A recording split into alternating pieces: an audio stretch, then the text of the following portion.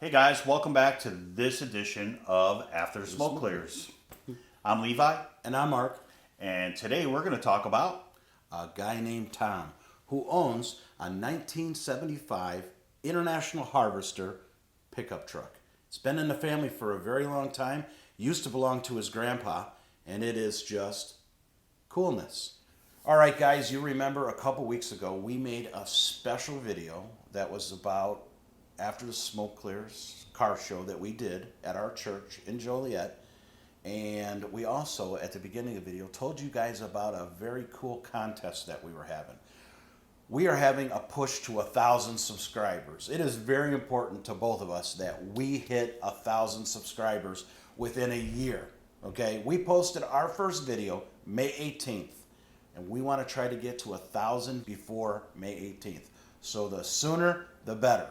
So we decided to have a contest. We had a lot of people asking us for merchandise, shirts, hats, mugs, beanies, hoodies, all kinds of stuff people have been asking us for. So what we're going to do is we're taking a bunch of this stuff together. We call it merch. We're taking all kinds of After Smoke Killers merch, putting it together in one package, and we're going to give it away to somebody. And how are we giving it away? and listen, I'm going to sweeten the pot right now, Mark. Oh, no. This is something I haven't even talked to Mark about. All right, you're going to get a free 1965 Le Mans. No. No? No. Okay.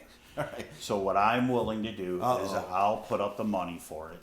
And if I want to see how many people from the same family that will go on and subscribe to our channel, the family with the most amount of people with the same last name, so the biggest family with the same last name, I'm going to give each of them a free shirt at the end of this contest.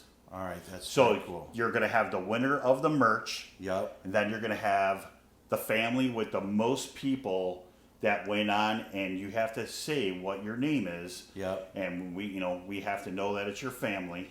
Okay, so if I went on and did it, I would do just like my comment that I would leave down in the comment section would be Scanlon.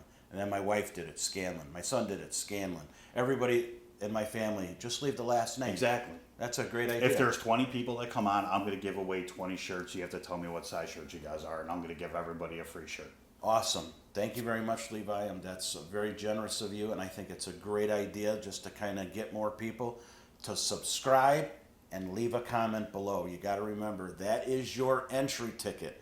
Subscribe, leave a comment below. And guess what? If you're already a subscriber to our channel, well, thanks for subscribing. We really appreciate your support, but you're not left out. You obviously don't have to subscribe, but you need to leave a comment below, and that is your entry ticket into the contest. I've said it already. We're having a random comment generator where it takes all the comments in that video, scrambles them all together, and picks one, and that's right. our winner. And then we're going to have to go in manually and do the... And what the you're going to family, get is what you see in this video right here. That's right. And that's what you're going to get. You're going to get a shirt. You're going to get a face mask. You're going to get a phone cover. You have to tell us what kind of phone you have. Right. You're going to get a coffee mug. You're going to Pair get of socks. socks. Beanie hat. So It's crazy. A lot of stuff. Over $100 worth of After the Smoke Clears merchandise for you. And then now Levi's put it up for the biggest family where everybody subscribes. Absolutely. Well, not the biggest family, but the most members of the family. Because if it was the biggest family, I would have won that a long time ago. So.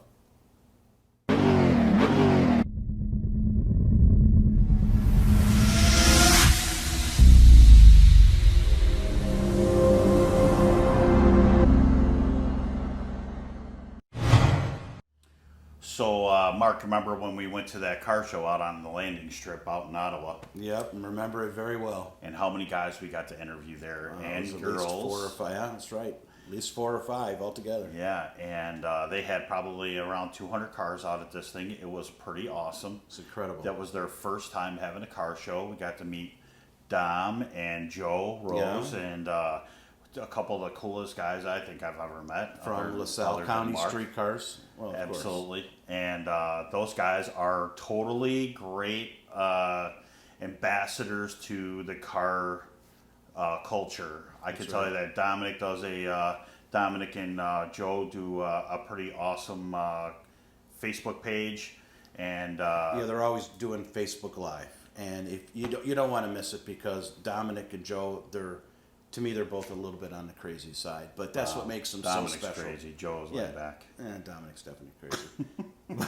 But that's what makes it worthwhile watching. So I want to definitely plug LaSalle County Streetcars Facebook page. Go there, check them out. They're always posting stuff every single day. They always got something going on. I think they have 2,600 members now, and they're not even a year old yet. That's so, crazy. Yeah, they're meeting really here, well. they're meeting there, they're doing this. They got all kinds of things going on, and they're true car guys, which is really cool. So check it out. Great guys. LaSalle County Streetcars on Facebook. Absolutely. All right, cool. So back to the truck. So we get to meet this kid Tom, and Tom is like, he's like just as nice of a guy as you could ever meet. Just very kind of laid back, a little bit timid, a little bit quiet, but he's got this beautiful 1975 International 200 pickup truck. I don't think I've ever seen one, to be honest with you. If I do, it's one of those things you drive by, you don't even notice it. Right. But what a unique truck, and it was his grandpa's. He bought it brand new. The thing used to be out in West Texas. Mm-hmm. He got it and was left to him and his 3 brothers, and they ended up taking this car, sending it out to California, and where he started to clean the thing up and get it more restored. Yeah. Not restored, but cleaned up. Cleaned up, rescued. And then, he sends it back here to Illinois, and now it's here. And we got to see it at its first car show ever. Isn't that amazing? Yeah. It's a great guy.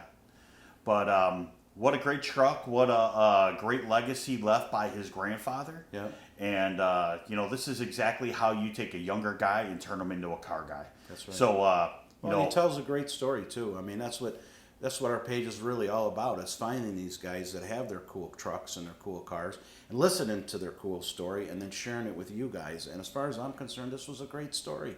Yeah. And that's definitely worth sharing. Hey, man, I love hearing that. I hope that someday my granddaughter or my son is going to want to have my car. And, when I'm, dead and gone, and, who knows what's going to happen. But, we need to keep this car culture going. I love being around all the car guys and car girls that we know are women, and it's a lot of fun to share their stories and get the word out that it's cool to have a car, and it's a lot of fun to be able to keep your life clean.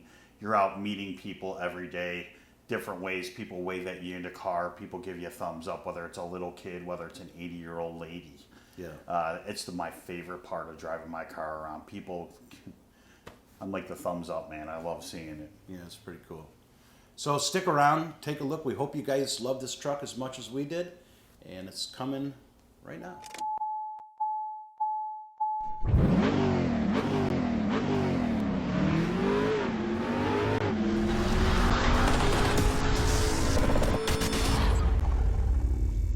got the truck. So this is actually, it's been in the family since 1975. And my grandpa bought it brand new back then, and after he died, we shipped it from West Texas to California. I had it out there and cleaned it up, and it's I just shipped it back out here, and this is actually the first car show it's ever been to. So this is it's actually pretty cool, and seeing a lot of people super interested in it, and it's actually keeping his memory alive, the fact that he bought it brand new back then, and the license plate, actually, if you look at it, it's EWGCTX, and that's his Irvin Wooten, and it's Garden City, Texas. So it's been in the family since then, and he left it to all 4 of my brothers, or all 4 of us. I've got 3 brothers, and it's all of our truck, and I'm just the one that's been cleaning it up and restoring it and everything. So, how would your grandpa feel about you having a ladder rack on the back of it? So he actually had this. He made it custom. It was his work truck back then. The odometers rolled it over multiple times, I'm sure, by then. So he everything that you see, he's done. I've just cleaned it up a bit. So. Awesome.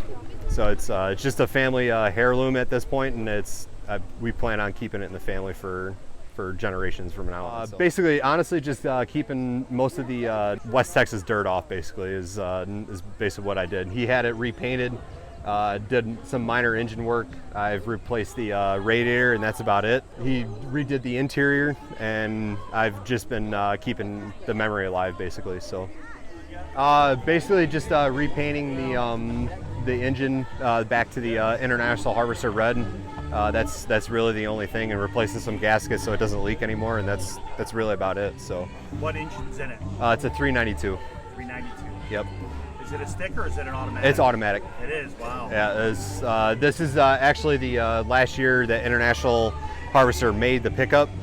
They continued with the Scout for until the 80s, and then the 75 was the last year that they made the pickup. So I appreciate you guys, doing this. This is actually kind of cool. I wasn't not expecting this. So my name's Tom, and this is my 1975 International 200, and that's why I'm a truck guy.